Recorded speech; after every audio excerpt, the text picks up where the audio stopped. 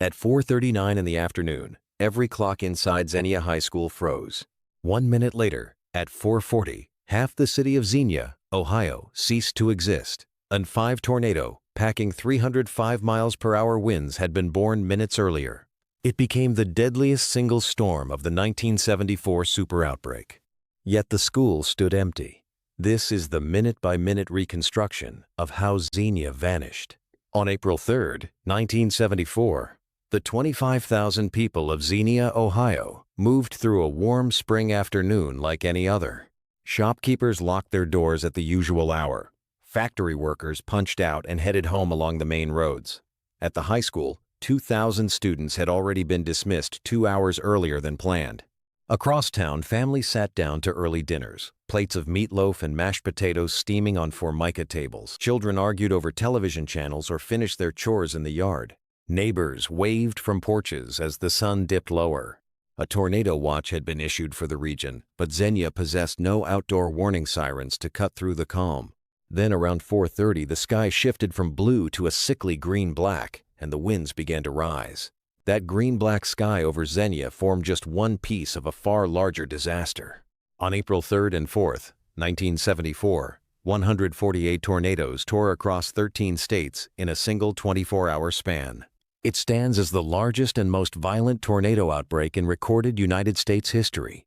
A deep, low-pressure system had locked into place over the Midwest. Warm, moist air, surging north from the Gulf of Mexico, slammed into cold, dry air aloft, generating extreme wind shear and instability. Those conditions let multiple long-track 5 tornadoes form and stay on the ground for dozens of miles at a time. Xenia's storm would prove the deadliest single tornado of the entire outbreak. And at that moment, the supercell responsible was already racing toward Greene County. At 4:33 p.m. Eastern Daylight Time, the funnel touched down near Bellbrook. The vortex started narrow but exploded almost at once into a half-mile to mile-wide 5. Estimated winds climbed as high as 305 miles per hour while the tornado locked onto the ground. Its path length ultimately reached 31.3 miles. Forward speed and violence increased together as the storm accelerated across the countryside. Trees were stripped of bark, and pavement was scoured from roads within the first few miles. In the span of only a few minutes, this became one of the most intense tornadoes of the entire outbreak. Debris lofted thousands of feet into the air, and the condensation funnel widened into a massive wedge. The supercell fed it constantly, with warm, moist air that kept the rotations spinning faster and stronger. A local television weatherman began urgent on-air shelter pleas as the storm neared Xenia. He told viewers to get underground or into interior rooms without delay because impact was only minutes away. At approximately 4:40 p.m., the massive funnel roars straight into the Windsor Park and Arrowhead subdivisions on the edge of Xenia. What hits first is the sound, a continuous roar exactly like a giant jet engine locked at full throttle directly overhead. Windows explode outward in every direction. Roofs peel away and vanish into the spinning debris cloud. Whole homes simply disintegrate, walls folding and scattering as if they were cardboard. Seconds later, the vortex reaches Xenia High School. The building stands completely empty after the early dismissal. In under a minute, it is reduced to broken concrete and twisted steel. A line of yellow school buses lifts off the ground and gets hurled straight through the auditorium walls, landing in a tangled heap inside the wreckage. Clocks across the path freeze at the instant of impact. In the space of only a few minutes, half the town's structures begin their total obliteration as the mile-wide wedge continues its relentless advance through the heart of the city. The wedge continues its relentless advance through the heart of Xenia, carving a path of total destruction that flattens schools, erases churches, guts campuses, and levels downtown blocks alike. 3 elementary schools crumple under the pressure, and the junior high follows them into complete ruin within the space of a minute.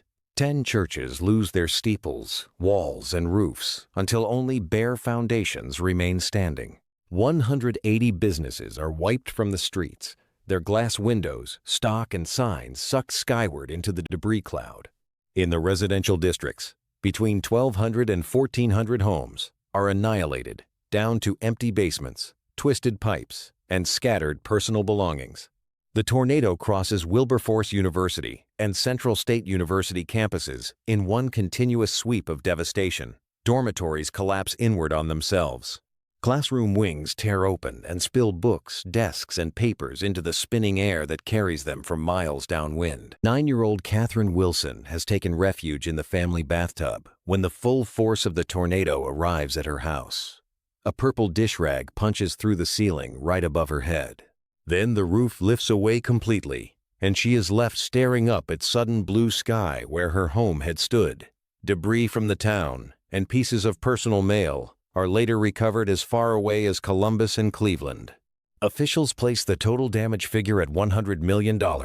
The human cost becomes clear once search teams finish their work. 32 people die from the direct force of the storm, while 2 others perish from indirect effects. Among the dead are 12 children aged 16 or younger. Another 1,150 people receive treatment for injuries ranging from cuts to broken bones. Empty classrooms prove decisive in limiting the loss of young lives. The tornado tears through at 4:40 in the afternoon after students have already left for home. Had it struck an hour earlier, the student death count would have soared. President Richard Nixon arrives without prior announcement to walk the ruined streets and meet survivors. The reporters and editors at the Xenia Daily Gazette capture the chaos so thoroughly that they receive the 1975 Pulitzer Prize for spot news reporting.